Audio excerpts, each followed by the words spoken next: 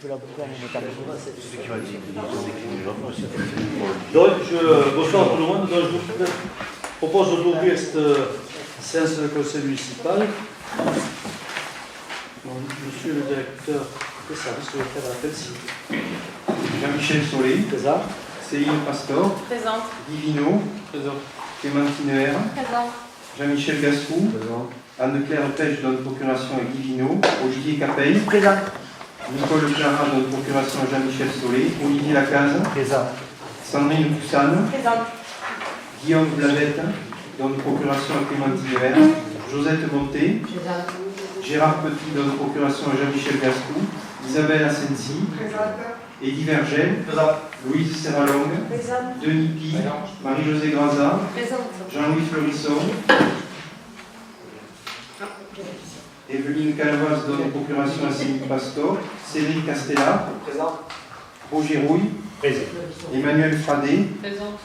Myriam Noguès, Jean-Charles Colomine, Elisabeth Leza et Marc Marty donne procuration à Emmanuel Fradet.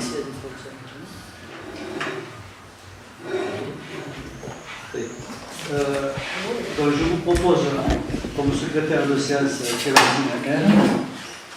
Est-ce qu'il y a des personnes qui sont contre, qui s'abstiennent? Je vous remercie.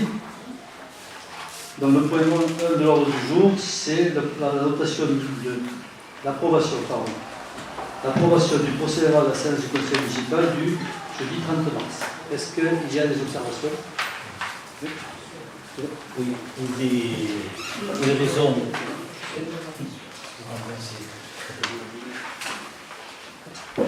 Pour des raisons un peu tournables, je n'ai pas pu assister à la réunion.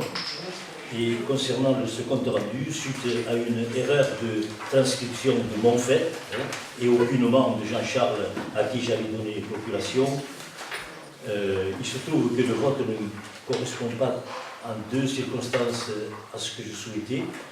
Alors, je souhaiterais, si c'était possible, qu'au numéro 18, lotissement La Salette, c'était abstention ou contre, et que, concernant le numéro 19, subvention, c'était pour et non abstention.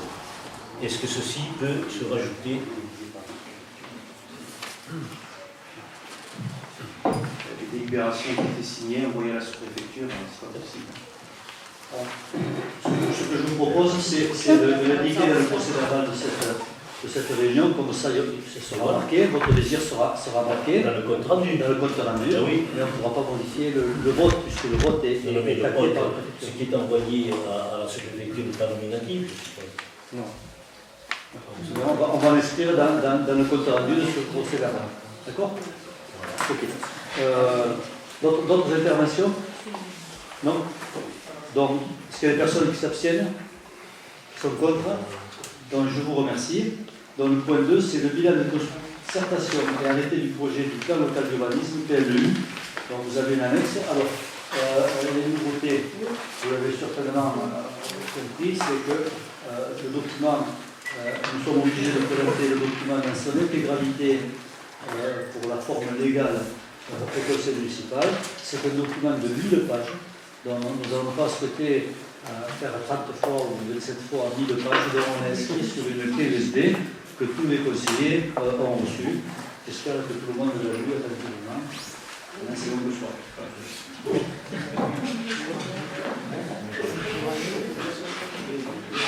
Donc, le bilan de concertation d'arrêt du PLU. Le PLU, le projet, donc, comprend l'ensemble des pièces, plans, annexes et de composants, les joints donc à cette clé USB. Ces documents font plus de 1000 pages et le projet présente les équilibres tels qu'ils sont définis dans le code de l'urbanisme en assurant les possibilités de développement de la ville. Il répond aux grands objectifs qui ont été fixés par le Grenelle de l'environnement et la loi pour l'accès au logement et un urbanisme rénové. Le projet donc, va être soumis au vote pour arrêt. Il est le fruit d'un long travail de maturation de plus de 2 ans, réalisé entre autres avec la commission d'urbanisme et le bureau d'études, ainsi que l'ensemble des personnes publiques associées, les personnes qualifiées, pour répondre à la fois aux réalités et aux objectifs municipaux qui ont été définis dans le PADD. La municipalité souhaite poursuivre un rythme maîtrisé et raisonné dans la construction, permettant de répondre aux objectifs de production imposés déposés dans les documents d'urbanisme supérieur, programme local de l'habitat et SCOT, schéma de cohérence territoriale. À l'horizon du PLU 2028, il est affiché un objectif d'accueil de production de 465 logements. Pour atteindre les objectifs de production, plusieurs sites ont été identifiés. Ces sites ont été identifiés sur la base de possibilités de les desservir par les réseaux. Leur ouverture à l'urbanisation est conditionnée à leur dessert. Il y a 4 sites d'extension urbaine, le secteur de la ZAC de la Rétorie, le secteur au nord de l'avenue Joliot-Curie, Castelbéa et le secteur Serra del Pou, sur la route du Céris. Un site en renouvellement urbain, celui des Palmiers, et un site d'extension urbaine, celui qui est situé dans la continuité du Val-Compo, au niveau de la zone d'activité existante. Le dossier d'arrêt comprend les différentes délibérations qui ont été prises au cours de la procédure du PLU, le rapport de présentation, un projet d'aménagement et de développement durable, les orientations d'aménagement et de programmation, un zonage et un règlement associé qui délimite les zones urbaines à urbaniser naturelles, qui fixe au travers du règlement les règles applicables à l'intérieur de chacune des zones, des annexes et enfin le bilan de la concertation. Le plan d'aménagement et de développement durable s'organise en 4 grandes thématiques qui ont été débattues lors de 2 séances du conseil municipal. Pour rappel, il s'agit de préserver le socle environnemental remarquable de la commune, proposer une nouvelle organisation de la mobilité à l'échelle communale, renforcer l'attractivité résidentielle, économique et touristique. Le projet de zonage. Le territoire est découpé en zones naturelles N, agricole A, urbaine U, à urbaniser AU. Ce plan de zonage tient compte de la structure de la commune et des objectifs d'évolution fixés par le PADD. Il assure en même temps une prise en compte des évolutions réglementaires liées aux récentes réformes du Code de l'urbanisme, les adaptations locales pour mieux tenir compte de la réalité de l'occupation du sol et la volonté d'une meilleure maîtrise de l'urbanisation, zone 1 AU et 2 AU. Au total, 14 zones distinctes ont été définies pour tenir compte de la diversité du territoire.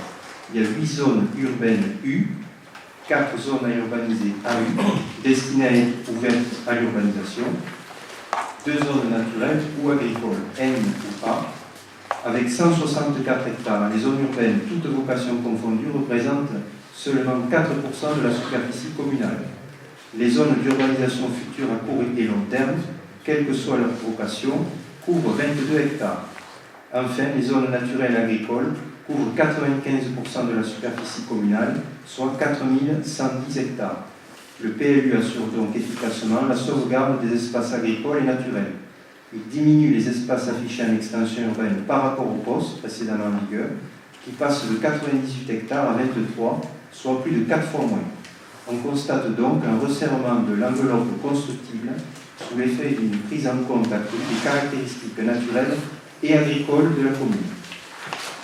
Concernant le bilan de la concertation, cette concertation a été menée conformément aux modalités définies par la délibération que le Conseil a prise le 8 décembre 2014, ce qui a permis d'informer la population et de recueillir les différents avis. Le dossier relevant du bilan retrace les moyens, dispositions et conclusions relatives à la consultation du public. Il s'agit notamment des points suivants. Les habitants ont été informés par voie de presse et d'affichage sur la présente révision, son contenu et ses enjeux.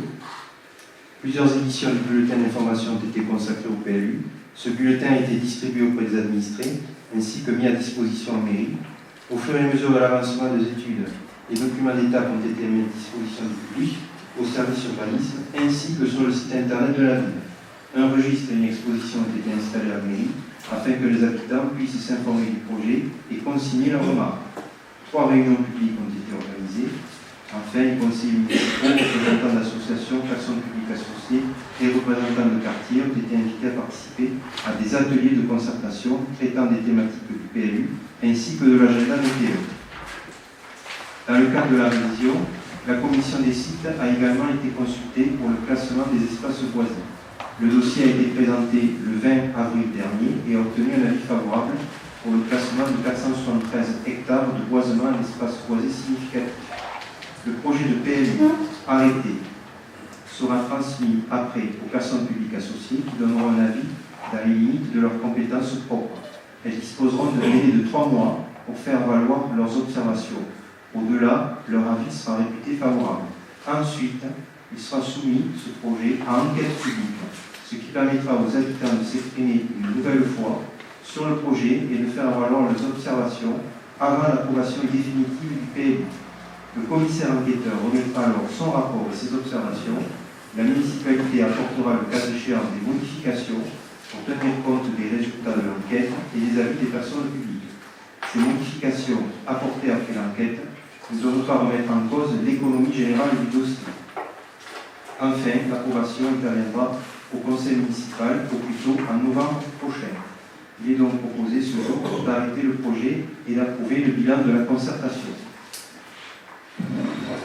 Merci. Donc, juste quelques précisions. Pourquoi sommes-nous là maintenant et n'avons-nous pas voté le PLU dans les délais qui nous étaient impartis, c'est-à-dire fin mars?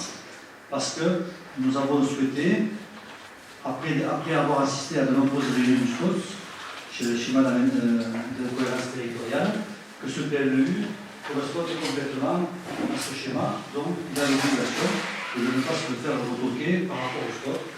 Je rappelle que le SCOT prévoit la possibilité pour les 4 communes de la côte, donc Collioure, Orban, Banyuls et Cerbère, la construction de 1500 logements pendant les 15 prochaines années. Donc, il y a une espèce de quota qui a été attribué à chaque commune, dont nous était important, pour que chaque commune ne soit pas lésée, qu'on rentre dans cette case-là. Donc, nous avons dû retarder cette réunion, cette approbation, pour recaler des dernières retouches de manière à ce que ce PLU corresponde au SCOT. En ce qui concerne les 4 extensions urbaines qui ont été identifiées, les 4 possibilités d'extension urbaine qui ont été identifiées, je rappelle que ce n'est pas des nouvelles extensions, des extensions qui existaient sur le poste, et que, comme l'a expliqué M. Poursoullier, ce PLU passe de 90 hectares de possibilités de construction à 25 hectares. Donc 4 formeuses possibilités de construction. À l'intérieur de ces 4 formeuses possibilités de construction, il y a des grands secteurs qui restent à urbaniser.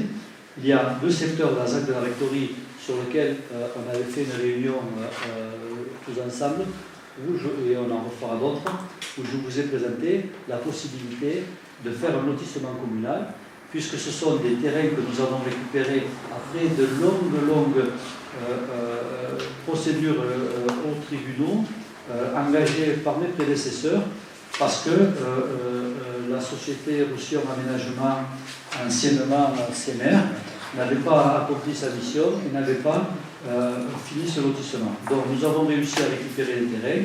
En les étendant un petit peu, on pourra faire sur ces parcelles une centaine, voire un peu plus de parcelles en lotissement communal, dont une partie sera consacrée au primo-accédant, que nous n'avons pas pu réaliser sur le petit terrain à côté du Pardal, mais sur lequel nous n'avons pas changé d'avis parce que ça me paraît important de se battre pour l'emploi comme on l'a fait pour le centre des Marais, on y reviendra, mais surtout de pouvoir continuer à loger les jeunes gens de Banyuls qui travaillent ici sur un lotissement qui leur sera, non pas réservé, mais qui leur sera ouvert avec des conditions. Voilà. Ça c'est le premier point. Et dans ce lotissement communal, il y a aussi prévu de mémoire de collectifs qui pourront être soit des logements sociaux, soit des sociaux à propriété dans le secteur social. Voilà.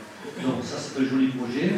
C'est un projet qui me paraît intéressant parce que c'est un projet important pour la ville, pour son développement. C'est un projet dont la ville aura la maîtrise. Parce que nous avons la maîtrise de la totalité des terrains, pratiquement la totalité des terrains. Le deuxième secteur, c'est le secteur nord, à Village-de-Curie. C'est ces terrains qu'il y a, que vous connaissez tous, à la maison de retraite et au-dessus de chez Michel Gassou, la rôde au-dessus de la Village-de-Curie. Terrains qui sont un peu compliqués à réaliser. L'autre grande partie, c'est le terrain Castel-Béard, sur lequel on a eu un dépôt de permis qui est passé à une commission d'urbanisme 2 fois parce qu'il a été retouché et il semble correct et correspondre à ce qu'on souhaite. Et puis il reste le grand secteur que vous voyez au tableau ici, qui est le Serrat d'Amidou, qui est un secteur relativement important, donc qui est toujours ouvert à l'urbanisation, qui a la particularité et qui est intéressant parce que c'est un secteur qui est près du centre privé. Donc il pourrait permettre à ses habitants de pouvoir accéder à l'île sans prendre la voiture, donc on n'est pas décentralisé et donc on est dans le cœur privé. Par contre, souci entre guillemets, c'est qu'on a une partie de ce secteur, et notamment les entrées des deux côtés, qui sont en zone rouge. Voilà, donc un peu compliqué à lotir. Et nous avons dans une première proposition de lotissement sur le triangle assuré côté droit, à ma droite, voilà, qui est porté, mais donc actuellement les services de l'État nous demandent d'avoir une vision beaucoup plus ensemble comment je peux dire, un aménagement beaucoup plus ensemble par rapport justement à ces contraintes d'accessibilité et d'hydraulique. Voilà. Donc c'est un dossier qui n'est pas fermé, qui est compliqué, dont on recherche entre guillemets un faiseur pour qu'il puisse le proposer, en sachant aussi que c'est un secteur où il y a de nombreux propriétaires. Donc mettre des propriétaires aussi d'accord, c'est pas chose facile. L'autre dernier secteur, c'est le secteur des palmiers. Le secteur des palmiers qui est un secteur qui a été abandonné par Anciennement Aquitaine, mais total, comité d'entreprise, qui a été exploité pendant des années, sur lequel on a enfin réussi à trouver une solution, qui actuellement est un secteur qui a un permis de démolition, donc qui est démoli partiellement, mais en très grande partie, et les bâtiments qui seront conservés sont murés de manière à ce que ce terrain ne soit pas squatté. Le sous-préfet est intervenu pour ceci et il viendra le moment où il y aura un permis de démolition qui sera déposé et on s'oriente vers une résidence touristique qui sera bien pour la ville de Meudon-sur-Mer, parce que ça permettra de créer de l'emploi pendant quelques mois. Ensuite, nous avons l'autre secteur du Bail-Pompou, qui est le secteur la continuité de la zone artisanale, pour ceux qui connaissent. Et là, nous avons identifié deux grands besoins. Un premier, c'est qu'on a des difficultés à ce que les artisans trouvent des locaux qui puissent s'installer sur la commune. Donc, on souhaiterait, en partenariat avec la communauté des communes, on n'est pas encore reparlé, mais c'est un futur projet que je veux développer avec eux, pouvoir agrandir son artisanal. Nous souhaiterions aussi qu'il y ait une partie qui soit consacrée à la viticulture, pour faire une zone agricole, parce que nous avons aussi quelques vignerons qui sont à mal de pouvoir s'installer, des petits chais ou des endroits pour vinifier ou des endroits pour stocker du matériel. Donc ça aussi, ça nous paraît intéressant qu'on puisse faire ceci. Alors je vais être pour vous et faire une audit de l'ensemble du projet. Ce projet, je pense que vous le connaissez, ça fait 2 ans qu'on travaille dessus, ça fait 2 ans qu'on fait des réunions publiques, des ateliers, voilà. Je voudrais vous passer la parole aux uns aux autres si vous avez des précisions pour ne pas égrener la totalité du projet. Est-ce qu'il y a des personnes qui veulent intervenir?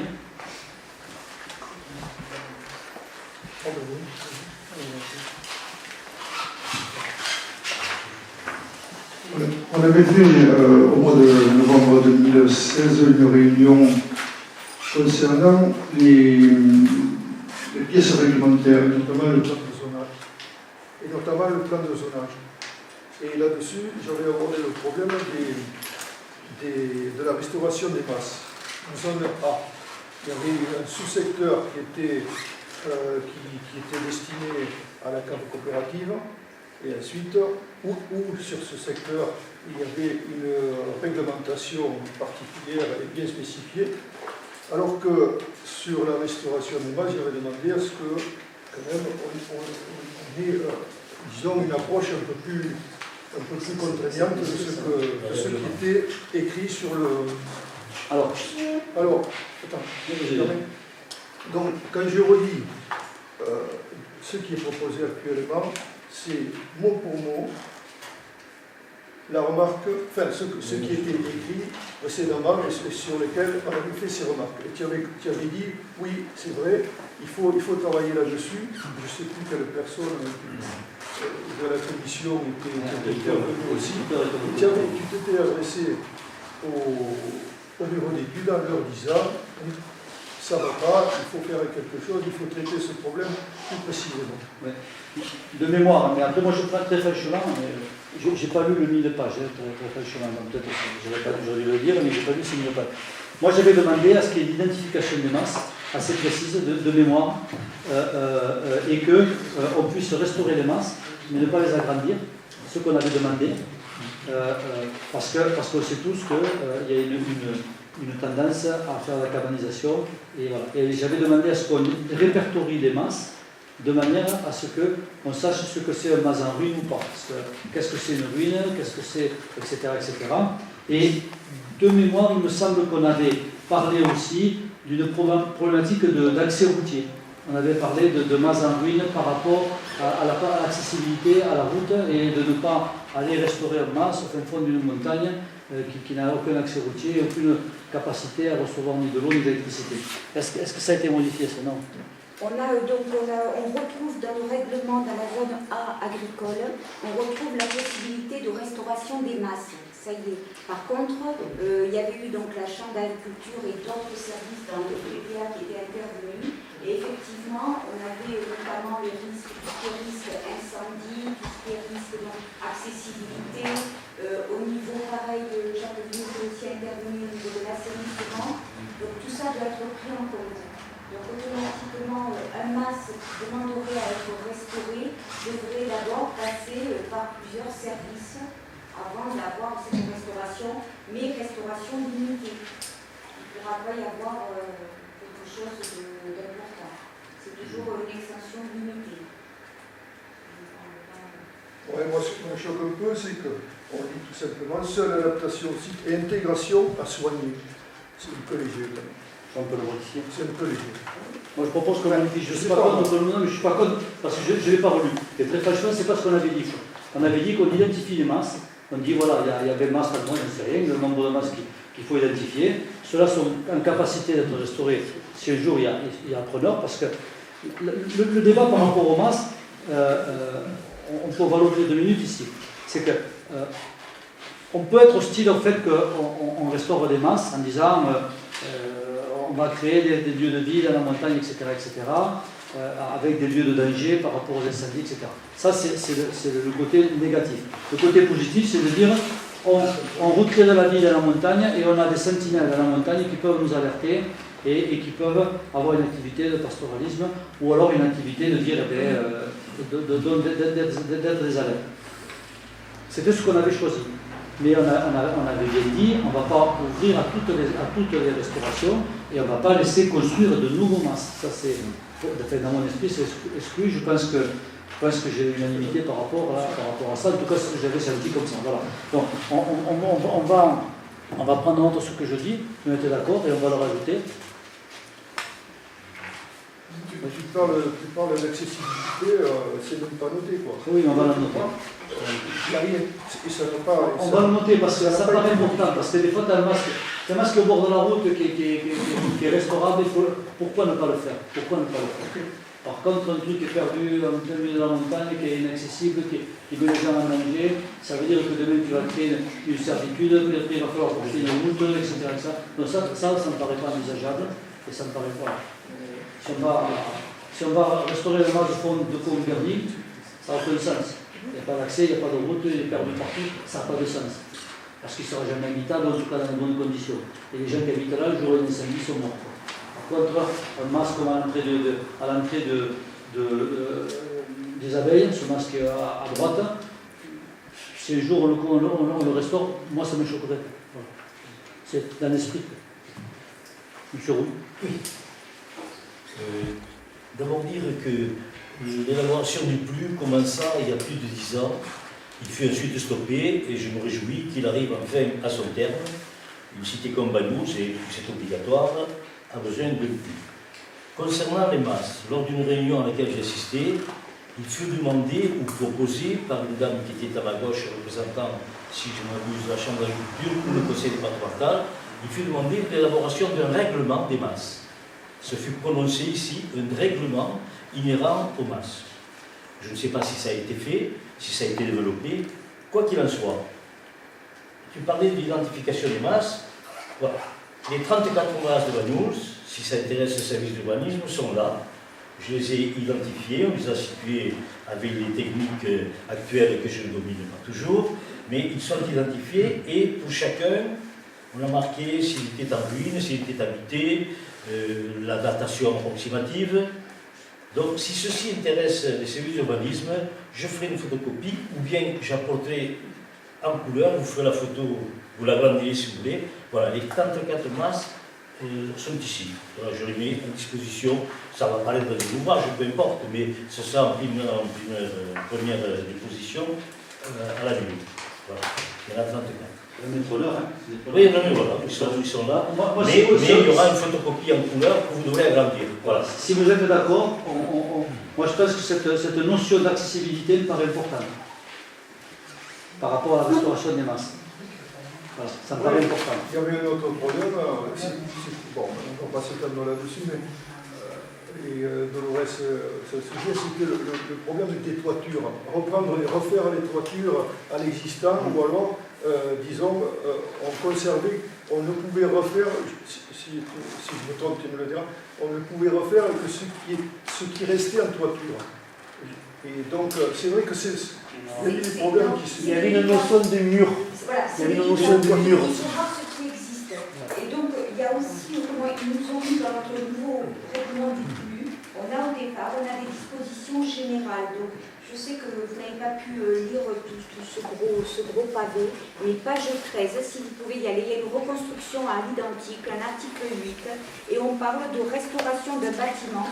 Donc, il reste l'essentiel des murs porteurs, peut être autorisé, c'est toujours du conditionnel, c'est toujours, comment dire, il faut faire attention parce qu'on parle donc de zones naturelles, de zones protégées. Donc il y aura toujours des prescriptions, des observations, on aura sans doute les bâtiments de France qui interviendront systématiquement, et pas seulement eux. Et sauf disposition contraire des documents d'urbanisme et sous réserve des dispositions, lorsque son intérêt architectural ou patrimonial en justifie le maintien, sous réserve de respecter les principales caractéristiques de ce bâtiment. On retrouve toujours cette notion de patrimoine, de respect donc de l'aspect architectural, pour maintenir ce qui existait. Il y a toujours cette notion de protection. Alors après, ça sera sans doute du cas par cas et à étudier avec les services des bâtiments de France, qui seront les mêmes, les plus à même d'apporter les éléments. Après, on est dans un secteur là où la plupart du temps sont les masses, c'est un secteur qui est zone classée, dont les bâtiments de France vont se prononcer, etc. Et donc, c'est bien, je ne suis pas contre ça, au contraire, bien au contraire. Moi, je pense que, si vous êtes d'accord, on va noter ces remarques dans ce premier jet de PLU. Monsieur le directeur me disait que, de toute façon, on peut encore le modifier après l'enquête publique, à condition qu'on ne change pas l'économie générale du PLU. Donc, on est toujours à même nous-mêmes, d'apporter des précisions et des modifications. Et pour amener de l'eau à ton moulin, Charlie, ce jour-là, je me rappelle qu'il y avait eu des personnes publiques associées là, parce que justement, on avait parlé de la rénovation des masses et qui m'avait interpellé sur le fait que s'il n'y a pas l'eau, on ne peut pas rénover les masses. Et j'avais dit, si avant il faisait des masses, c'est qu'il y avait au moins une source. Oui, mais la source, elle n'est pas potable. Elle m'a dit du moment qu'elle n'est pas raccordée au service. Et il y a cette notion qui arrive aussi pour la rénovation des masses. Le problème d'avoir de l'eau potable. On pensait que ce serait dans le règlement de ceci. Mais c'est une loi française. Non, mais dans ce règlement. Donc le PLU ne se substitue pas à la loi française. Donc dans la rénovation des masses, il y a cette notion d'eau potable. Ok, d'autres interventions? Oui, l'identification du patrimoine végétal local, est-ce qu'il a été défini? Ça concerne quoi? Ça concerne les zones boisées? Non, il y a écrit l'identification du patrimoine végétal local. Donc c'est pas très précis. On a, au niveau de dans le zonage, ils ont repéré des espaces verts dans le village. Ça a été conservé. Je ne sais pas si c'est ce que vous voulez dire. Et après, au niveau donc, des plantations, quand on a des plantations, quand les gens construisent des maisons, généralement ils reprennent des essences locales, mais on peut le préciser en prescription. Si on sent qu'il y a un problème. Mais c'est difficile après d'un point de vue urbanisme mener le végétal. Voilà, c'est On ne ça. peut pas, parce qu'après on peut passer un peu trop loin peut-être. Par contre, au niveau, je vais voir le plan juste avant, ici, on a au centre du village, on le voit, on a des petites poches vertes et ils ont voulu laisser ces petites poches vertes en disant qu'il y a des petits poumons de verdure dans le village. Il y en a très peu, mais ils ont été continués.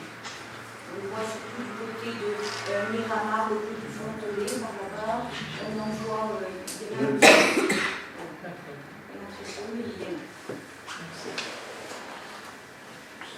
À une époque, dans le bois, si ma mémoire est bonne, on établissait une liste, par exemple, des arbres remarquables. Idée sur Banous, de nombreux arbres remarquables, pour ne pas dire uniques. Peut-être que ça pourrait y figurer. Autrefois, dans le poste, c'était signalé. Par exemple, il y a des arbres comme des oliviers qui... Non?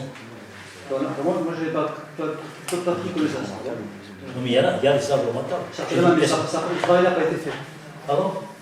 À ma connaissance, le travail n'a pas été fait. Ça pourrait y être. Ça pourrait y être, oui, ça pourrait y être. Oui. Après, le travail n'a pas été fait. Après, on a encore jusqu'au mois de novembre pour le faire. Mais le travail n'a pas été fait. Il existe soit des arbres en voie de disparition, soit des arbres remarquables. Quand il y a un olivier qui a 6,30 mètres de circonférence, c'est un arbre remarquable.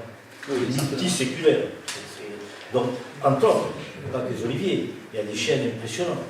Sur le versant, des chênes uniques, sur le versant des abeilles, sous le bois noir qu'on appelle bien en bas, il y a plusieurs chênes, dont un qui est impressionnant.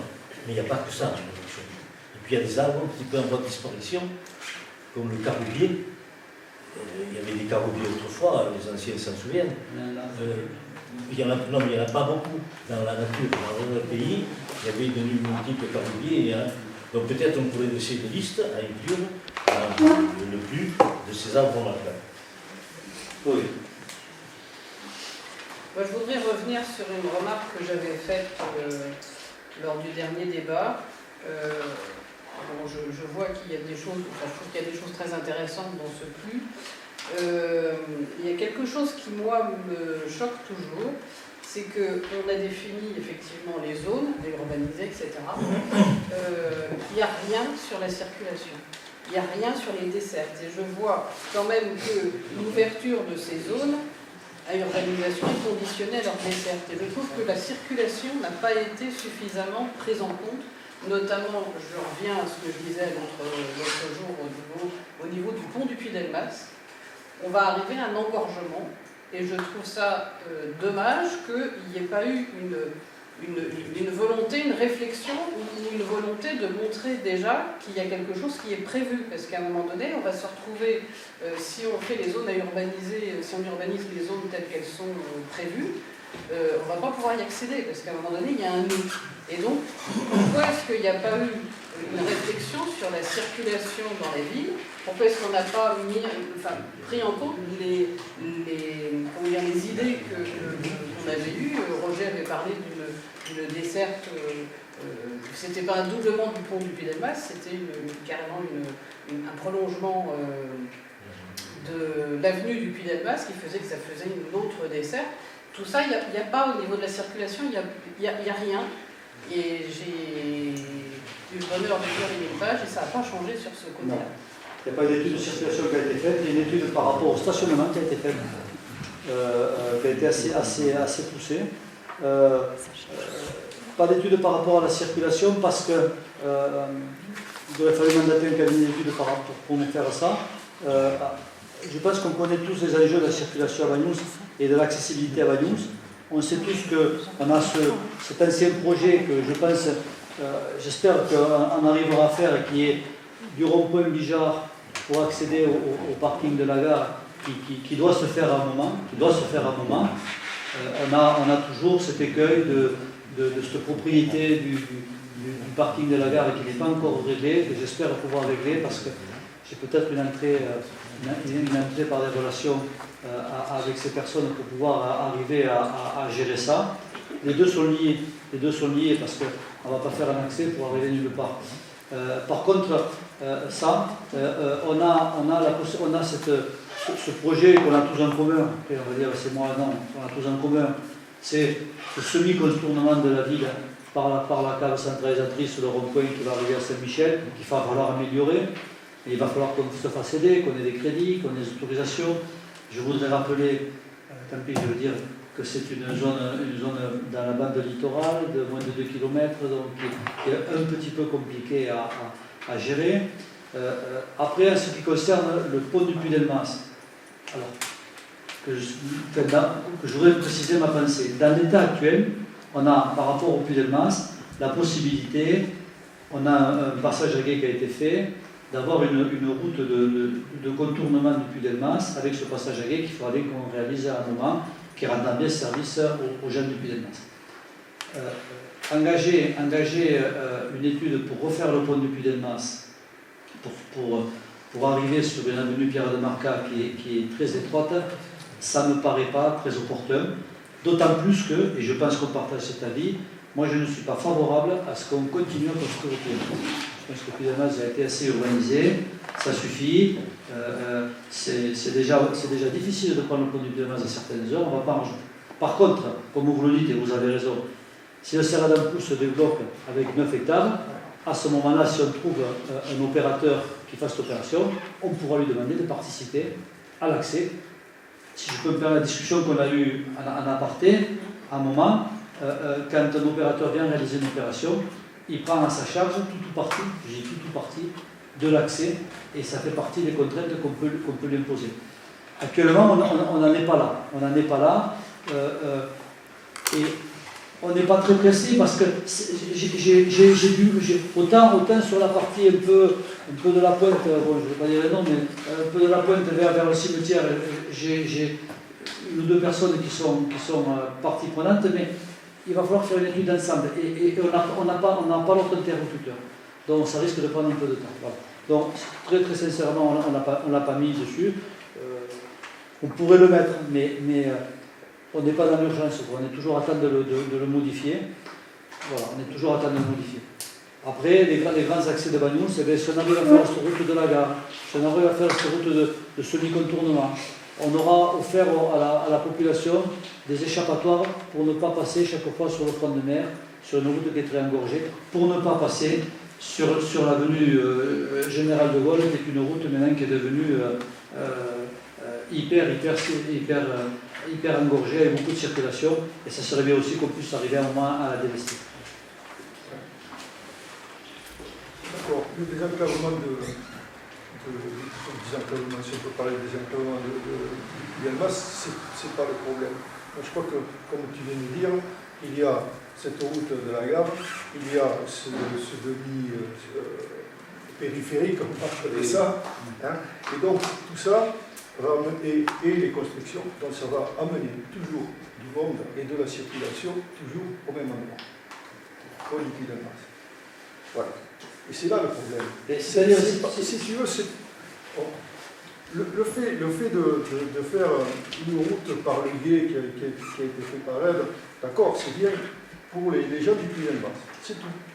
Mais pour le Bagnoulin, ça ne l'apporte. Enfin, les Puy-Delmasiens sont des Bagnoulins, mais pour les gens qui habitent. Excusez-moi, c'est l'inverse.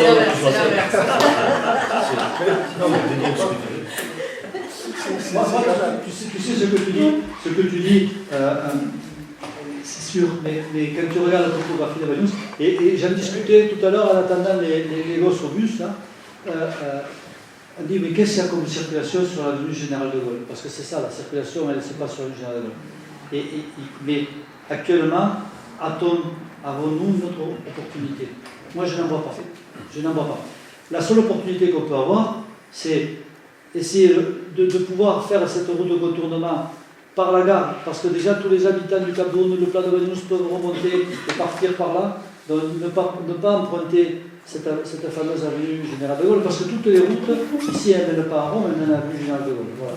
Et ensuite, c'est de pouvoir avoir cette possibilité par la suite, de pouvoir faire cette route à Como-Pascol, hein, c'est son nom, on pourrait dire, qui va permettre aux gens du Puy-Delmas, aux gens après, mais tout le monde qui veut aller à sortir de Bagnols, de passer par là, je crois que, moi je ne l'ai pas mesuré, mais je crois qu'il s'est dit longtemps qu'il y a la même distance entre le pont du Puy-Delmas jusqu'au rond-point de la nouvelle cave qu'en passant par le front de mer. La distance est à peu près la même.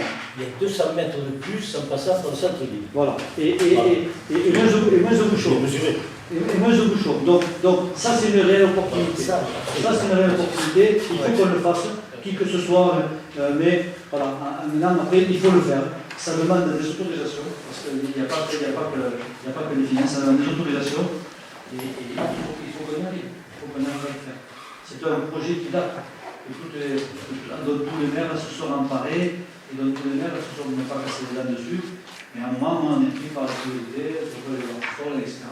Mais on le fera. Enfin, moi, si j'ai le bonheur d'avoir l'opportunité, je le ferai. Oui. Trois choses. D'abord, insister sur cette rue de la Compascon. Oui, mais je suis Il ne faut pas que nous faisions qu'en parler. Les uns et les autres, nous devons insister à toutes ces circonstances. Deuxièmement, le doublement du pont du Puy-Delmas, comme je l'ai déjà dit, ne change rien à la circulation. Par contre, un jour, et je ne le verrai pas, mais peu importe, vous le verrez, j'espère, dans le prolongement de l'avenue du Puy-Delmas, quand le salon d'Alcou et tout ceci sera constructible, définitivement construit, un pont qui partant de l'avenue du Puy-Delmas en oblique aboutirait à cette piste qui va à la tour de Mas-Pagès, eh bien, un jour, ça désengorgerait vraiment toutes ces constructions.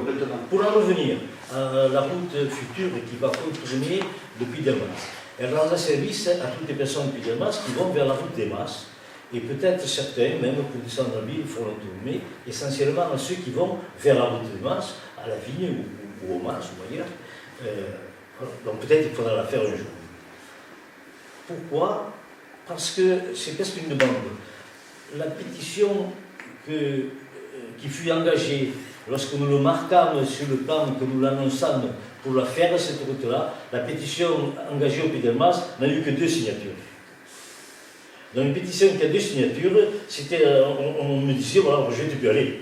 Donc, surtout, bon, je ne dirai pas le nom des 2 signataires, mais peu importe. Donc, cette route va rendre des services. C'est sûr, ça mérite des études, financement, mais le passage à Gué, qui a coûté pas mal d'argent, et maintenant, sur cette forêt de vie, la piste éclairée de cette forêt de vie peut aller jusqu'au pôle dans les Mas, ça ne permettrait pas de désengorger le Puy-Delmas, parce que l'avenue du Père de Martin est très utilisée. Mais s'il n'y a que, allez, dans la journée, une cinquantaine de voitures qui passent, c'est déjà pas mal. Alors, je partage votre avis, mais pourquoi on ne l'a pas fait? Je peux donner une explication, parce que non, mais quand on est arrivé, on avait le dossier sur le bureau, pourquoi on ne l'a pas fait? Parce que, tant pis, je vais le dire, mais on se dit des choses, hein. Parce qu'on a fait le passage à Gué sans avoir la maîtrise foncière derrière. Voilà. Et on a dit des choses à des gens qui étaient intenables. Qu'on ne pouvait pas tenir sur. Intenables financièrement et même intenables au niveau urbanisme. Voilà. Donc à un moment, on s'est trouvé avec des personnes, et en toute bonne foi, qui nous ont dit, mais enfin, on nous a promis ça, qu'est-ce qui se passe, etc. Donc on a discuté presque pendant plus d'un an, 1 an et demi avec ces personnes-là. Et on a eu du mal à trouver plus ou moins un accord. Donc il semblerait qu'il soit trouvé, mais il est très fragile. Il est très fragile. Voilà. Et donc par rapport à tout ce que vous dites, et entre-temps, le mandat a avancé. Et donc d'autres projets se sont enclenchés. Voilà. Et ça fait partie de la vie d'une municipalité. Qu'on le fasse, oui. Ensuite, juste pour une idée, le passage à Gué de mémoire, il a coûté 190 000 euros, hein, de mémoire, et il reste à 400 000 euros maintenant. Donc on parle d'un projet de 600 000 euros. On parle de ça. Hein. Et à quel on a dit, on fera des égouts, on fera des pompes de relevage, tu bâtiras un immeuble là, etc. Voilà. Donc ça a été loin. Hein. Donc au moins ça on ne peut pas le faire. Alors, si ça se fait, en bas, on parle souvent du patrimoine, donc il faut le garder. En bas, il y a un abreuvoir qui fut construit par les Allemands lorsqu'ils s'occupaient, je me souviens d'avoir vu construire. Peut-être le respecter à 5 ou 6 mètres près, que ça peut se défiler légèrement. Voilà, il y a une construction qu'il faudrait peut-être conserver, bien que ça n'apporte rien du tout. Mais l'aspect patrimonial, qu'on oublie parfois. Ensuite, une dernière précision. dans l'aspect patrimonial. Parce que tu n'as pas vécu cette époque, je comprends. Une dernière précision, M. Roux, c'est que cette route a aussi des contraintes de panne. Et donc, dans tout ce qui avait été promis, les contraintes de panne étaient gigantesques. Voilà. Donc, c'est pour ça qu'on ne l'a pas fait. Hein. Mais, enfin, moi, je le dis publiquement, mais les gens qui ont travaillé avec moi le savent. Et vous connaissez le dossier aussi. Hein. À un moment, on a fait un passage à guet sans avoir d'accord derrière. Quoi. Et après, c'est comment on fait. Si je peux me permettre, concernant la circulation dont vous parliez, le carré Spoil-Rabos est quand même relativement fréquenté par tout ce qui est Joliot-Curie, rue de la Résistance et Céris. Le problème de l'avenue du Général de Gaulle, c'est qu'il y a beaucoup de commerces. Et donc les gens vont dans cette rue parce qu'il y a des commerces. Mais quand on veut aller à l'extérieur, notamment vers le supermarché, je peux vous assurer que la route Espoir-Rabos, moi je ne passe jamais à rue Général de Gaulle. Et beaucoup de résidents de mon quartier et du quartier de Céris passent par la carrière Espoir-Rabos pour aller au commerce extérieur. Et quand on va aller à Bricorama, à la pharmacie ou quoi que ce soit, on est obligé de passer. Mais ce n'est pas forcément un lieu de passage. La rue Générale, c'est un lieu de commerce. C'est pour ça que les voitures y vont. Et si vous n'avez pas besoin de commerce, vous n'avez pas besoin de passer. Il y a des voies de dégagement. Mais il n'empêche que vous arrivez quand même au pont du Puy-des-Masses. Ah oui, non, mais je vous parle pas. Je vous parle en comparaison de deux risques. Le Pont du Puy-des-Masses, il est à revoir. Soyons objectifs, on ne va pas urbaniser le Serra d'Antour. C'est une zone qui est ouverte à l'urbanisation. Moi, ça me paraît. Je veux bien être précis là-dessus. Il y a des zones qui sont ouvertes à l'urbanisation et des zones qui sont urbanisables immédiatement. D'accord? Castelbert, il y a un permis, c'est urbanisable. Le lotissement communal qu'on veut faire, on va déposer un permis de lotir, on en reparlera, ça sera urbanisable. Là, c'est ouvert à l'urbanisation. C'est-à-dire qu'avant de l'urbaniser, il faut faire des aménagements qui permettront les études hydrauliques et les aménagements qui permettront d'aménager. Donc on n'est pas sur, on est sur quelque chose à moyen terme. À moyen terme. Donc attention, c'est pas une zone, voilà. Les mots ont bien leur sens par rapport à ça, quoi, hein, mais voilà, parce qu'il faut pas trop. Mais par contre, on pouvait se poser la question à un moment de dire est-ce qu'on le garde ou pas. Je rappelle que dans l'ancien poste, il y avait dans la commune Pascole, 8 ou 10 hectares futurs, c'est ça, en 4NA, il y avait des 4NA un peu partout dans la montagne, on les a tous enlevés. Mais à un moment, il faut aussi préserver la commune par rapport à son droit à la construction. Parce qu'il ne faut pas se faire spolier non plus. Il ne faut pas non plus qu'à vouloir trop préserver, la commune soit figée. Donc la commune de Meudon-sur-Mer, en gros, va pouvoir construire 420 ou 450 logements dans les 15 prochaines années. C'est à peu près le quota qu'on a. Voilà. Dans ces 450 logements, il y a cette partie qui est urbanisable. Si dans 10 ans, 15 ans, si rien n'est fait, on ne peut pas le faire pour différentes raisons, on pourra déporter cette zone ailleurs. Mais l'idée, c'était de garder une zone de cette taille à urbaniser. Non, on n'est pas dans une... Il ne va pas se faire la construction de maintenant. Ça fera certainement. Moi, je l'appelle de mes voeux, pas n'importe comment. Voilà, après, il faut qu'on trouve un opérateur pour la deuxième partie. On a sur la ligne première, on n'a pas sur la deuxième. D'autres personnes veulent intervenir? Donc, je propose qu'on passe au vote. Est-ce qu'il y a des personnes qui s'abstiennent? Qui sont contre? Donc, je vous remercie.